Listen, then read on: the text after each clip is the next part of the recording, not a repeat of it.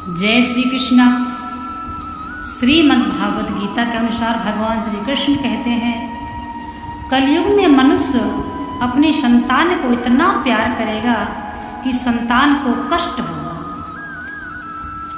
अर्थात माता पिता का प्यार बच्चे के लिए हानिकारक हो जाएगा। इतना प्यार करेंगे माता पिता कि बच्चों के अकल नहीं होती है, तो वह माँ बाप से, अपने माता पिता से हर तरह की चीज़ का जिद करता है।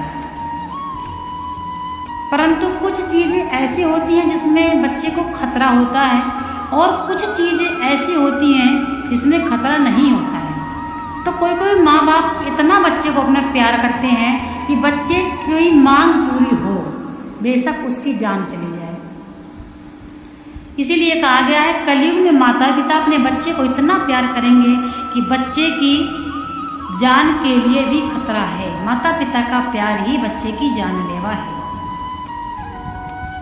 हम आज के ही समय में यह चीज़ देख सकते हैं कि बहुत सी ऐसी चीज़ें हैं जो बच्चों के हाथ में नहीं होना चाहिए तथा बच्चे उससे बिगड़ रहे हैं। बच्चों को उनसे भरकम नुकसान पहुंच रहा है, परंतु फिर भी माता पिता वह चीज़ बच्चे को ला के देते हैं ताकि हमारे बच्चे की मन की इच्छा पूर्ण हो।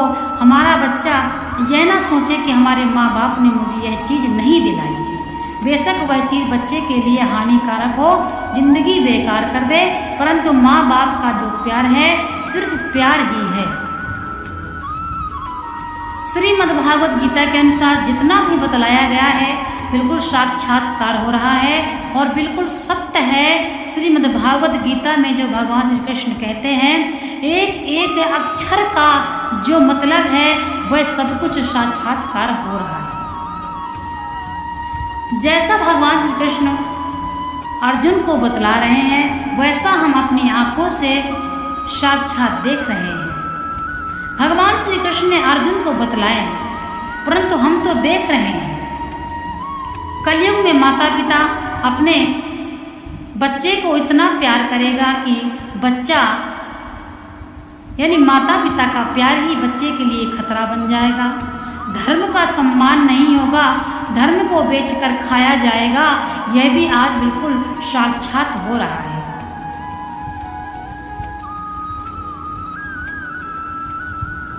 जो हमारे शास्त्रों में लिखा हुआ है, जो हमारे पुराणों में लिखा हुआ है, वह एकदम सत्य लिखा हुआ है।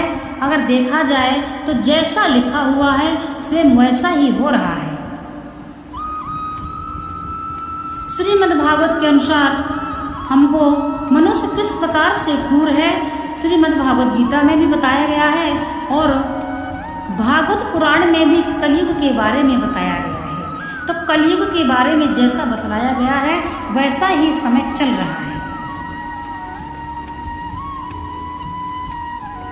4,32,000 वर्ष का जो कलयुग है, इसमें अभी 5,000 वर्ष कुछ वर्ष ही बीते हैं, परंतु फिर भी कलयुग काफी उत्पात कर रहा है। तो कलयुग क्या है? कलयुग इंसान ही है, कलयुगी इंसान ही कलयुग है। अभी तो कलयुग छोटा सा दुधमुआ बच्चा है। अभी कलयुग की उम्र बहुत छोटी है। अभी यह हालात है, तो जैसा हमारे भागवत में बताया जा रहा है तो आगे चल के सेम वैसा ही होगा।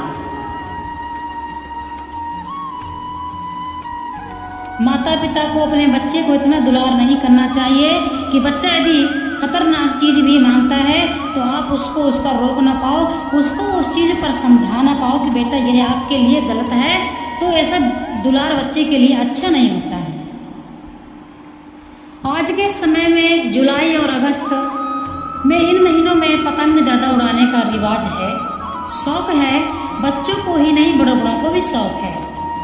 अब बताइए, पतंग से कितनों की जान चली जाती है तथा वह कैसे लापरवाह माता पिता हैं जो अपने बच्चे को 25 या 50 गज की छत में पतंग लेकर उड़ाने के लिए भेज देते हैं।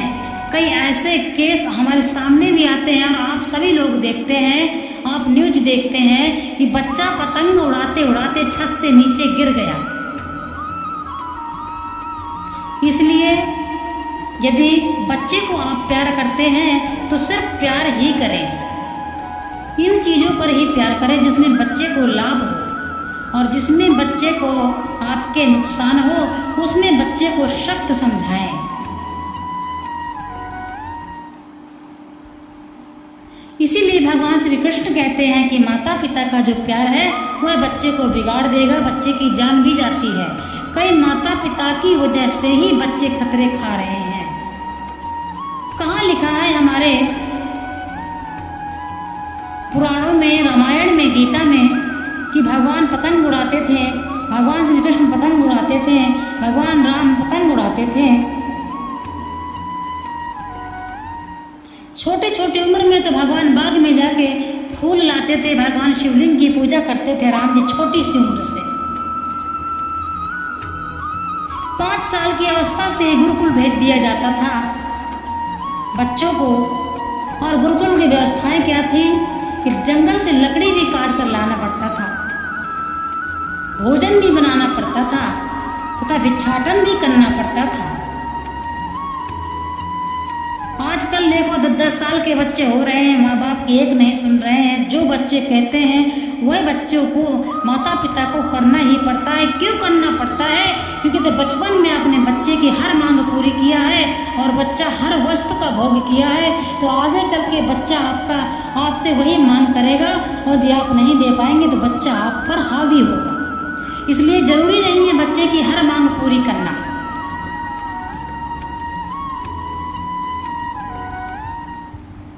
जो बच्चे के लिए सही है,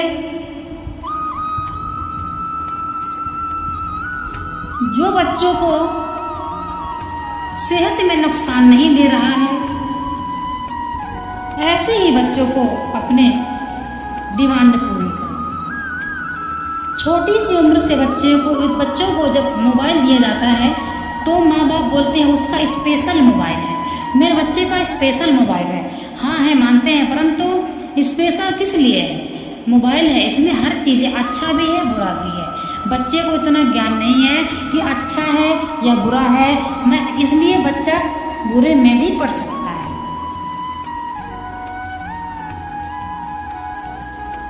तो इसलिए आप बच्चे को फोन दिलाइए, लेकिन हमेशा अपने नज़रों में रखिए, हर समय फ़ोन को चेक करते रहिए कि आखिर हमारा बच्चा क्या देख रहा है। हर समय फ़ोन की हिस्ट्री चेक करिए।